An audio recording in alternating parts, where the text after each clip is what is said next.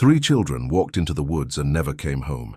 Three teenagers were convicted of their deaths, and 18 years later, the world learned that everything was a lie. This is a true story. Before we begin tonight's investigation, I need something from you. We're building something here at the Midnight File, a community of people who refuse to let the forgotten stay buried. We're trying to reach 100 subscribers, and tonight, with your help, we might just get there. If this story matters to you, if the truth matters to you, hit that subscribe button. And if we can reach 50 likes on this video, you'll help ensure that stories like this one continue to be told. The algorithm doesn't favor the dark corners of history, but you can. And please, leave a comment telling us where in the world you're watching from. These files travel far, and I want to know just how far the truth can reach. Now, let me tell you about West Memphis, Arkansas, in the spring of 1993, and about how fear can be more dangerous than any weapon. The air was thick with the promise of summer on May 5, 1993. In West Memphis, a small city pressed against the Mississippi River on Arkansas's eastern border, children were finishing school and spilling into the long afternoons that only spring can offer. Among them were three 8-year-old boys, Stevie Branch, Christopher Byers, and Michael Moore. They were friends, neighbors, children who had known each other their entire young lives in the Robin Hood Hills neighborhood, a modest working-class community where everyone knew everyone, where doors stayed unlocked and children played until the streetlights came on. On that Wednesday afternoon, Stevie, Christopher, and Michael climbed onto their bicycles and pedaled away from their homes. It was supposed to be an ordinary day, the kind of day that dissolves into memory without leaving a trace. But ordinary is a luxury we only recognize in retrospect, and for these three boys, May 5th would be their last afternoon on Earth. When darkness fell and the boys didn't return home, their families began to worry. By nightfall, worry had transformed into panic. The police were called, search parties formed, flashlights cut through the darkness of Robin Hood Hills, a wooded area near Interstate 40 and 55, where the boys were known to play. Voices called out their names into the indifferent night. Stevie, Christopher, Michael. The woods gave no answer. The next morning, May 6th, the search resumed at first light. At approximately 1:30 in the afternoon, a searcher discovered something in a drainage ditch in a secluded area of Robin Hood Hills, just 150 yards from the Blue Beacon truck wash. What he found would shatter a community and set in motion one of the most controversial criminal cases in American history. The three boys were found in the water, their small bodies submerged in the muddy ditch. They were unclothed. Their hands had been bound behind their backs, tied with their own shoelaces in a way that also bound their ankles, a configuration sometimes called hog-tied. They had been severely beaten. The discovery sent shockwaves through West Memphis, a town of 20,000 people unaccustomed to such darkness. But it was the condition of Christopher Byers' body that would drive the investigation into territory that, in retrospect, seems almost unimaginable. Christopher had suffered extensive injuries to his genital area. The wounds appeared, to the untrained eye and to investigators predisposed to see what they expected to see, as deliberate mutilation. And in the early 1990s, in a small Arkansas town gripped by a particular kind of cultural hysteria, that appearance would prove devastating. The autopsies were conducted quickly. The medical examiner determined that the boys had died from multiple injuries combined with drowning. The exact sequence of events remained unclear, but the violence visited upon these children was undeniable. What happened next, however, had less to do with evidence and everything to do with fear. You see, America in the early 1990s was in the grip of something called the Satanic Panic. If you're too young to remember it, let me paint you a picture of a nation convinced that devil-worshipping cults were operating in every town, in every neighborhood, sacrificing children in ritualistic ceremonies. It sounds absurd now, I know, but fear has never required evidence to spread. It began in the 1980s with a book called Michelle Remembers, a now discredited memoir claiming to expose satanic ritual abuse. It was fueled by sensationalist media coverage, by zealous prosecutors, by therapists who implanted false memories, and by a public all too ready to believe that evil walked among them wearing a recognizable face. By 1993, Hundreds of people had been falsely accused of participating in satanic cults. Daycare workers were imprisoned based on children's coach testimonies about underground tunnels and ritual abuse that never happened. The McMartin preschool case in California had captured national attention. Communities across America were convinced that Satan's servants were stealing children in the night. And when 3 boys turned up deceased in West Memphis, with one showing signs of what appeared to be mutilation, the investigators didn't ask themselves what evidence suggested. They asked themselves what confirmed what they already believed. Within days, the West Memphis Police Department had developed their theory. This wasn't a crime of opportunity or passion. This was a ritual sacrifice, and they knew exactly where to find their Satanists. If this story is already disturbing you, if you feel that cold recognition that something has gone terribly wrong, then you understand why this channel exists. Subscribe if you haven't already. Share this video with someone who needs to hear it. Because stories like this don't stay in the past. They echo forward, warning us, teaching us, begging us to pay attention. Damien Echols was 18 years old in May of 1993. He was a high school dropout who wore black clothing, kept his dark hair long, and listened to Metallica. He read books about Wicca and the occult. He was interested in Aleister Crowley, the infamous British occultist. He was pale, thin, artistic, and profoundly out of place in West Memphis, Arkansas. He was, in other words, exactly what a small-town police department in the grip of satanic panic was looking for. Damien had grown up in poverty, bouncing between trailer parks and small apartments, struggling with depression severe enough that he had been hospitalized.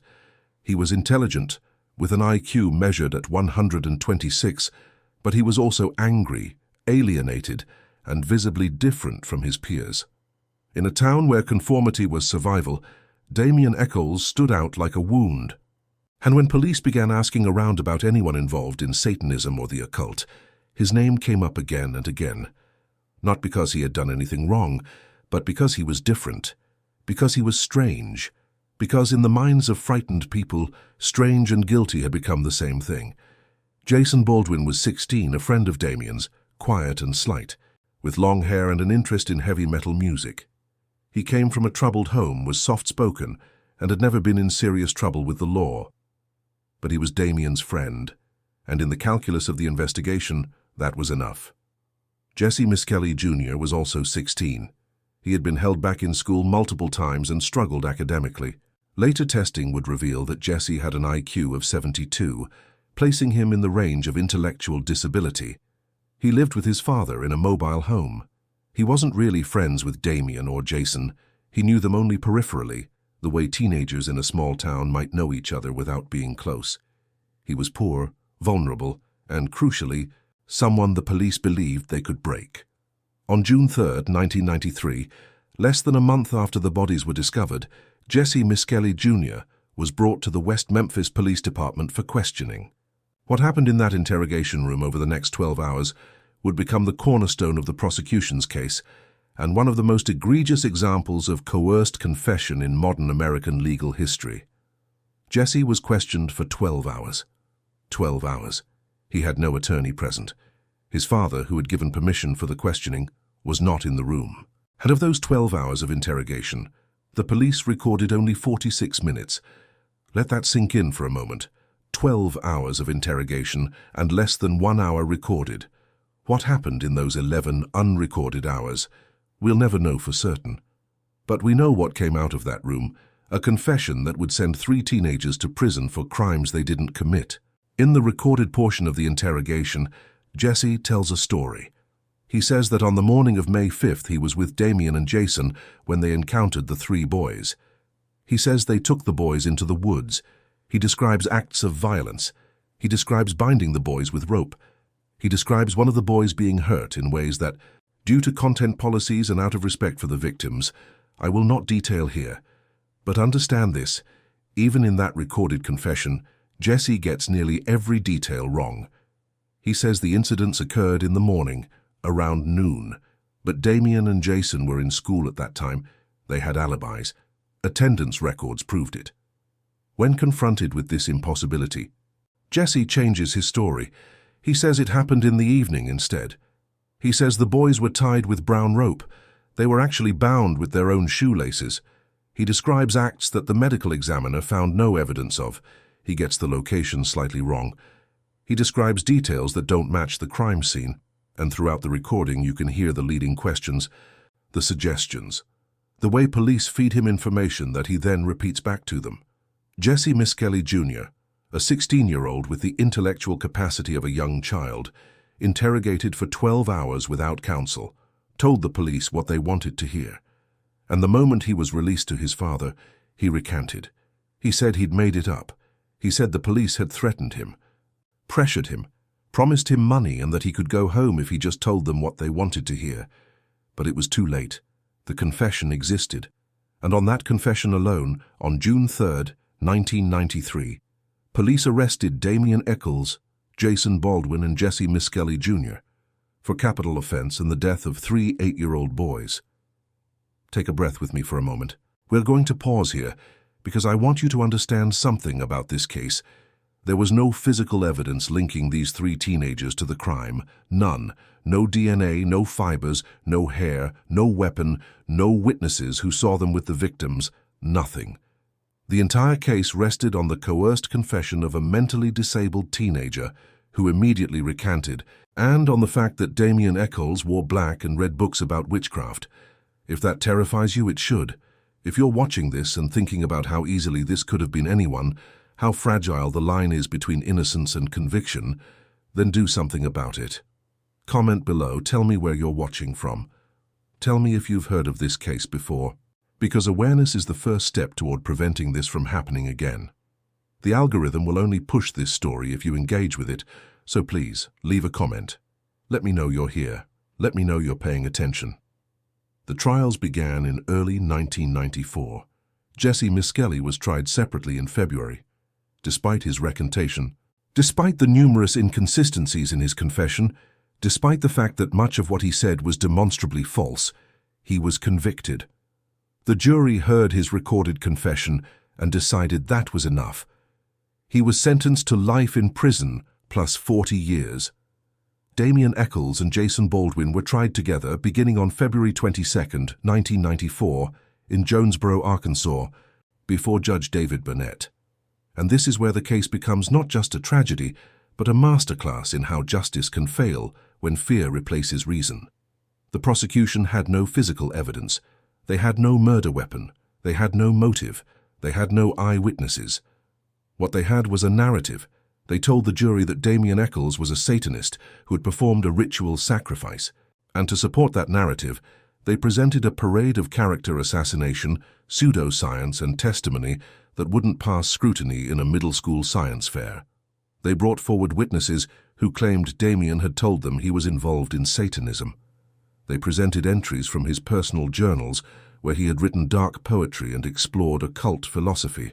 They noted his taste in music, his clothing, his reading material.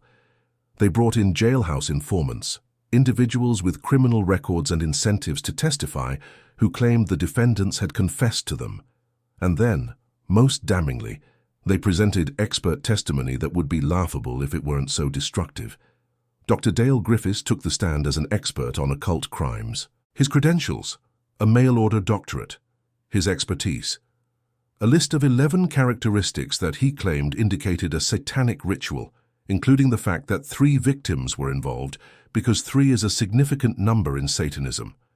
The fact that the bodies were found near water, because water has mystic significance in satanic cults. The fact that the incidents occurred near the full moon. The fact that the victims were young, because Satanists prefer young victims. Every single aspect of the crime scene in Dr. Griffiths' testimony pointed to satanic ritual: the shape of the injuries, the binding of the bodies, the location, everything. It was circular reasoning dressed up in the language of expertise, and the jury bought it. What the prosecution didn't tell the jury, what they perhaps didn't even know or want to know, was that the so-called mutilation of Christopher Byers, the injuries that seemed so deliberately cruel, were not inflicted by human hands at all.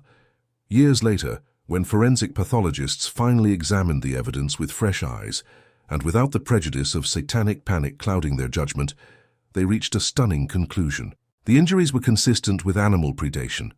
Christopher Byers' body, and the bodies of the other boys, had been in the water for nearly 18 hours before discovery. The wooded area of Robin Hood Hills was home to snapping turtles, possums, raccoons, feral cats, foxes, and other scavengers. The wounds that had been interpreted as knife cuts were bite marks. The pattern of injury was exactly what you would expect from aquatic and terrestrial animals feeding on submerged bodies. The mutilation that had sparked the Satanic Panic theory, that had convinced investigators they were dealing with ritual sacrifice, was the work of nature, not of humans. But in 1994, in that Jonesboro courtroom, none of this was known or considered. The jury heard about satanic rituals. They heard about evil teenagers in black clothing. They heard confession evidence that, although Jessie Misskelley's confession had been ruled inadmissible in the Echols-Baldwin trial, allegedly found its way into jury deliberations anyway. According to later testimony, the jury foreman repeatedly referenced Misskelley's confession during deliberations, using it to convince other jurors to convict, despite the fact that it had been barred from the trial. This misconduct alone should have resulted in a mistrial. It didn't. On March 19, 1994, the verdicts came down. Guilty. Damien Echols and Jason Baldwin were convicted of capital offenses in the deaths of Stevie Branch, Christopher Byers, and Michael Moore. Damien Echols, 18 years old, was sentenced to execution by lethal injection.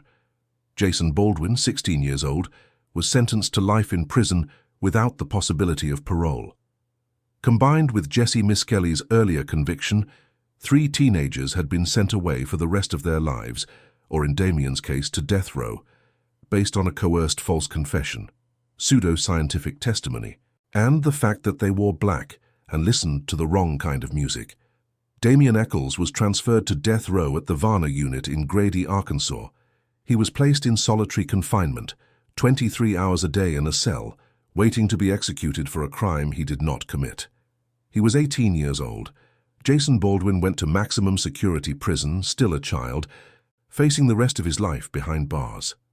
Jessie Misskelley Jr., with the mind of a child and the sentence of a man, began serving his decades-long sentence, and the case might have ended there. 3 convictions. Justice, in the eyes of the state of Arkansas, had been served. The satanic cult had been stopped. West Memphis could sleep soundly. The file could be closed, but it wasn't closed, because truth has a way of refusing to stay buried. If this story is keeping you up tonight, if you can't stop thinking about 3 teenagers whose lives were stolen by fear and prejudice, then you're exactly the kind of person this channel needs. We're almost at 100 subscribers, and your support makes these investigations possible. Hit that like button if you haven't already. We're hoping for 50 likes on this video. It seems like a small thing, but it tells YouTube that these stories matter, that truth matters, and if you know someone who needs to hear this, someone who cares about justice or criminal psychology, or just the darkest corners of human nature, share this video with them.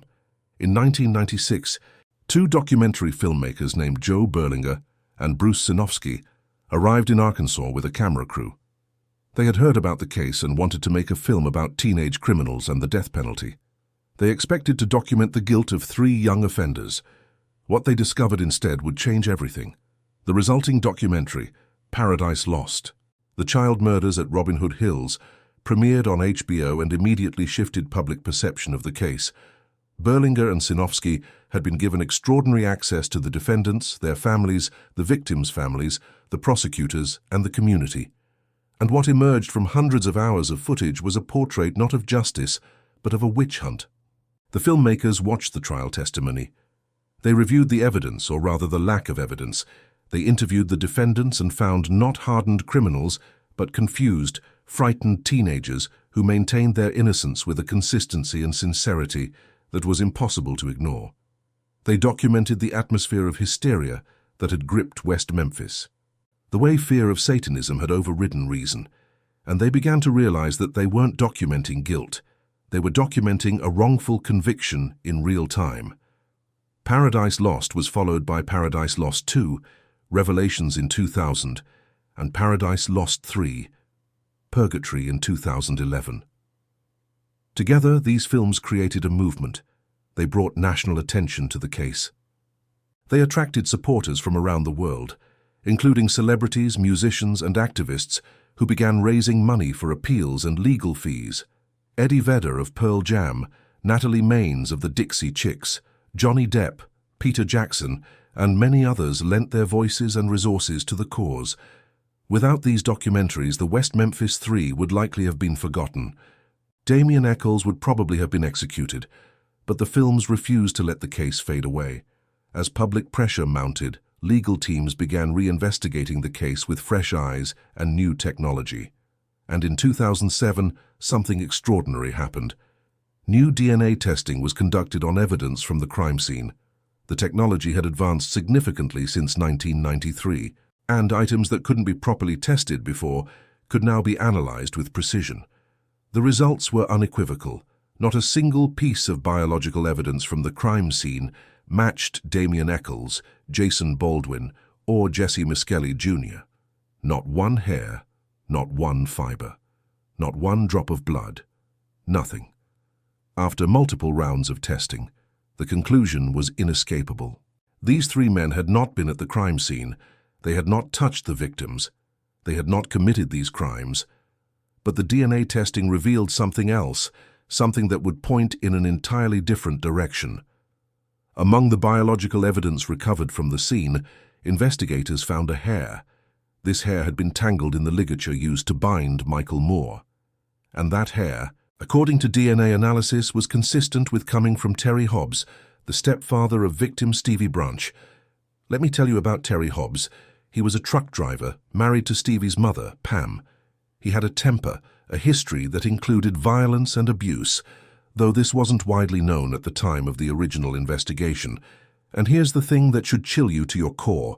Terry Hobbs was never seriously investigated as a suspect. Not in 1993. Not during the initial investigation. Not ever. The police had found their Satanists, and they never looked further. But after the DNA results came back, people started asking questions, and the answers painted a very different picture of the last day of Stevie Branch's life. 3 witnesses came forward with sworn statements. They said they had seen Stevie, Michael, and Christopher with Terry Hobbs on the evening of May 5th, 1993, around 6:30 p.m., shortly before the boys disappeared. One of these witnesses, Jamie Clark Ballard, a neighbor, was emphatic in her statement. She said, quote, "I am absolutely, completely, and totally positive that I saw Terry Hobbs hollering at Stevie, Michael, and Christopher to get back down to the Hobbs house at approximately 6:30 p.m. If Terry Hobbs said he did not see Stevie Branch, Michael Moore, or Christopher Byers on May 5th, 1993, he is not telling the truth," end quote. Terry Hobbs, when questioned years later in a 2009 civil deposition, claimed he never saw the boys that day. He said he never saw his own stepson on the last day of his life. He said he had been with his friend David Jacoby that evening, but his timeline was vague and contradictory. And remember that DNA evidence? Another hair found at the crime scene, on a tree root near where the bodies were discovered, contained mitochondrial DNA consistent with David Jacoby, Hobbs's friend, his supposed alibi. The pieces began to fit together in a way that made terrible sense. Terry Hobbs had a history of violence. His nephew, Michael Hobbs Jr., allegedly told multiple friends over the years that his Uncle Terry had ended the lives of the 3 little boys. He called it the Hobbs family secret. 3 separate witnesses who heard these statements from Michael Hobbs Jr. underwent polygraph examinations about their testimony. They all passed. Pam Hobbs, Stevie's mother, later divorced Terry and became a vocal supporter of the West Memphis Three, publicly stating her belief that her ex-husband was involved in her son's demise. When FBI profiler John Douglas, famous for his work on cases like the Green River Offender and the Atlanta Child Terminators, reviewed the West Memphis case in 2007, he concluded that Terry Hobbs should be, quote, "on the front burner of suspects," end quote. But by then the damage was done. The investigation in 1993 had been so focused on satanic ritual, so consumed by confirmation bias and tunnel vision, that actual evidence had been ignored. Police never collected alibis from the victims' family members. They never seriously investigated the people closest to the boys. They never asked the hard questions because they thought they already knew the answers, and 3 innocent teenagers paid the price. Now let me ask you something. Where are you watching this from? Are you in the United States, where this miscarriage of justice took place? Are you somewhere else in the world, looking at this case from the outside and wondering how it could happen? Leave a comment. Tell me your location. Tell me your thoughts. Because this story needs to travel. It needs to be heard in every corner, where people believe in justice, where people believe that truth matters more than convenient narratives. By 2010, the Arkansas Supreme Court had acknowledged that new DNA evidence and the questions about juror misconduct warranted review. The case was reopened for examination. But here's the cruel irony. Even with DNA evidence proving their innocence, even with new suspects emerging, even with the entire foundation of the case crumbling, the legal path to freedom for the West Memphis Three was not straightforward. Arkansas law created technical barriers. Proving actual innocence is, perversely, more difficult than it sounds in the American legal system. And so, in 2011, 18 years after their arrest, Damien Echols, Jason Baldwin, and Jessie Misskelley Jr. were offered a deal. It was called an Alford plea. This unusual legal mechanism allows a defendant to maintain their innocence while pleading guilty, acknowledging that the prosecution has enough evidence to convict them. It's a compromise, a legal fiction that lets everyone save face. The defendants get to go free. The state doesn't have to admit it was wrong. Justice, in the truest sense, is sacrificed on the altar of expedience. Damien Echols, sitting on death row facing execution, wanted to reject the plea. He wanted exoneration. He wanted his day in court. He wanted the world to hear officially and unequivocally that he was innocent. But his attorneys convinced him that taking the plea was the only sure path to freedom, and after 18 years in a cell, freedom was everything. Jason Baldwin, too, was reluctant. He didn't want to plead guilty to something he didn't do. But Damien needed him to take the plea, because if Jason refused, the deal was off and Damien would remain on death row. And so for Damien, Jason agreed. On August 19, 2011, in a Jonesboro courtroom, Damien Echols, Jason Baldwin, and Jessie Misskelley Jr. stood before Judge David Laser and entered Alford pleas. They acknowledged that the state believed it had enough evidence to convict them, while maintaining their innocence. They were sentenced to time served and released with 10-year suspended sentences. After 18 years, they walked out of that courtroom as free men, though not as exonerated men. The state of Arkansas never admitted error. The convictions technically still stand. Damien Echols, who had entered prison as a teenager and left as a man in his mid-30s, walked out into the sunlight. Jason Baldwin, who had spent his entire adulthood behind bars, took his first free breath in nearly 2 decades. Jessie Misskelley Jr., who should never have been interrogated without proper counsel and protection, who had been used and manipulated by a system meant to protect people like him, was finally going home. But freedom is not the same as justice. The 3 boys, Stevie Branch, Christopher Byers, and Michael Moore, are still gone. Their families still live with that loss every day. And whoever took those boys into the woods on May 5, 1993, whoever hurt them, whoever left them in that drainage ditch has never been held accountable. The case remains technically unsolved. In 2021, Damien Echols discovered that critical forensic evidence had gone missing or been destroyed. The official explanation was that it had been lost in a fire, though no record of such a fire exists. The evidence that might have definitively answered who was responsible, that might have given those 3 boys and their families true justice, may be gone forever. As recently as July 2025, new DNA testing has been approved on remaining evidence, including the shoelaces used to bind the victims. Modern technology, like the MVAC system, can extract DNA from items that previous methods couldn't properly analyze. There is still hope, slim though it may be, that science will provide the answers that the original investigation failed to find. But even if that DNA comes back with a definitive match, even if Terry Hobbs or someone else is finally charged and convicted, it won't give back the 18 years that Damien, Jason, and Jessie lost. It won't erase the trauma of wrongful imprisonment, of sitting on death row for a crime you didn't commit, of watching your youth disappear inside a cell while the world moves on without you. If you've stayed with me this long, through this hour-long journey into one of the darkest chapters of American criminal justice, then you understand why this work matters. Please, before we close this file, take a moment to subscribe if you haven't already. We're building something here, a community that refuses to look away, that insists on examining the uncomfortable truths that lurk in the shadows of our legal system.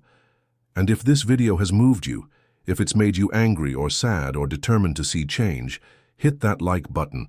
Share it with someone who needs to hear it. Let's reach that goal of 50 likes together. The West Memphis Three case is a cautionary tale about the fragility of justice.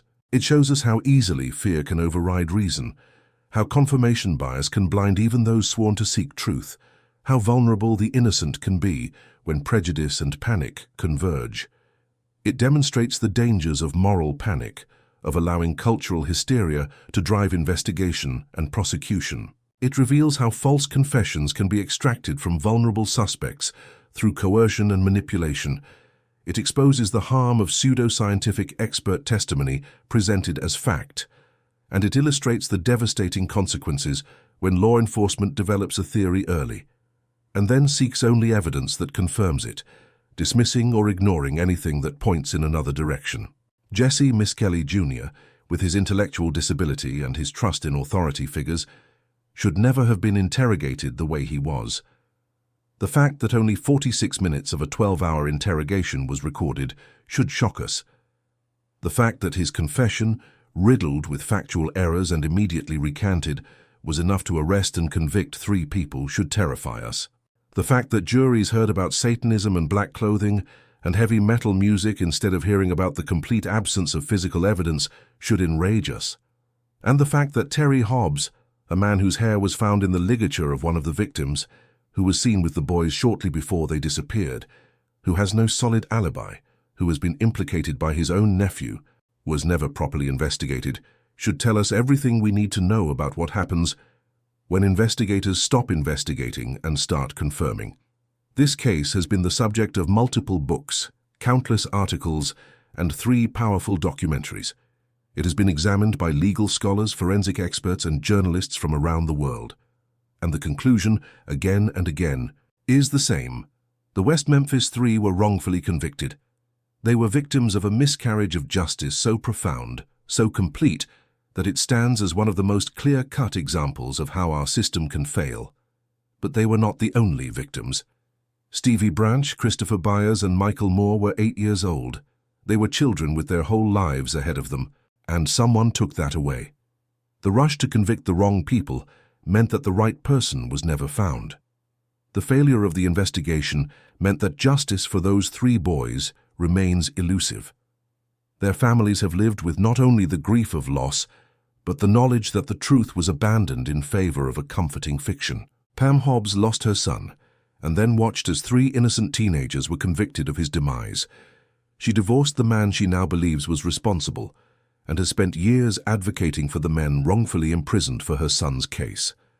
The parents of Christopher and Michael have remained divided on the case, some believing in the guilt of the West Memphis Three, others questioning the convictions. That division, that uncertainty, is part of the ongoing tragedy. Every town keeps a secret, and West Memphis kept one that destroyed 6 young lives, 3 who passed away, and 3 who lost decades to wrongful imprisonment. The secret wasn't Satanism. It wasn't ritual sacrifice. It was much more mundane and much more terrible. The secret was that fear, once unleashed, doesn't need evidence to destroy. It only needs belief. And in May of 1993, in a small Arkansas town, belief was enough to convict 3 innocent teenagers and let someone responsible walk free. The file on the West Memphis Three isn't closed.